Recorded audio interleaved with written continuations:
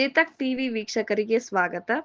KEB ಸಿಬ್ಬಂದಿ ಆನಂದ್ ನಾಯ್ಕರ್ ವರ್ಗಾವಣೆ, ಆದರೆ ಇನ್ನೂ ಹಾಲಿ ಹುದ್ದೆಯಲ್ಲೇ ಸೇವೆ. ಯುವ ರಿಪಬ್ಲಿಕ್ ಸೇನೆಯ ಪ್ರಶ್ನೆ.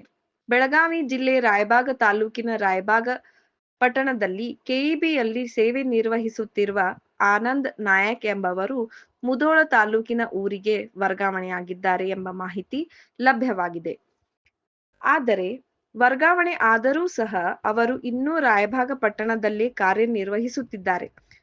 ಅವರು ಹೊಸ ಸ್ಥಳಕ್ಕೆ ಹಾಜರಾಗದೇ ಇರುವ ಕುರಿತು ಯುವ ರಿಪಬ್ಲಿಕ್ ಸೇನೆಯ ರಾಯಭಾಗ ತಾಲೂಕು ಅಧ್ಯಕ್ಷರಾದ ಶ್ರೀಧರ್ ಭರಮು-ಕಾಂಬಳೆ ಅವರು ಪ್ರಶ್ನೆ ಎತ್ತಿದ್ದಾರೆ. ವರ್ಗಾವಣೆ ಆದ ನಂತರವೂ ಅವರು ಹಾಲಿ ಹುದ್ದೆಗೆ ಬದಲಾಗದೇ ಇರುವುದಕ್ಕೆ ಕಾರಣವೇನು ಎಂದು ಅವರು ಸಾರ್ವಜನಿಕವಾಗಿ ಅಭಿಪ್ರಾಯ ವ್ಯಕ್ತಪಡಿಸಿದ್ದಾರೆ. ಈ ಕುರಿತು ಸಂಬಂಧಪಟ್ಟ ಅಧಿಕಾರಿಗಳು ಸ್ಪಷ್ಟನೆ ನೀಡಬೇಕೆಂದು ಆಗ್ರಹ ವ್ಯಕ್ತಪಡಿಸಿದ್ದಾರೆ.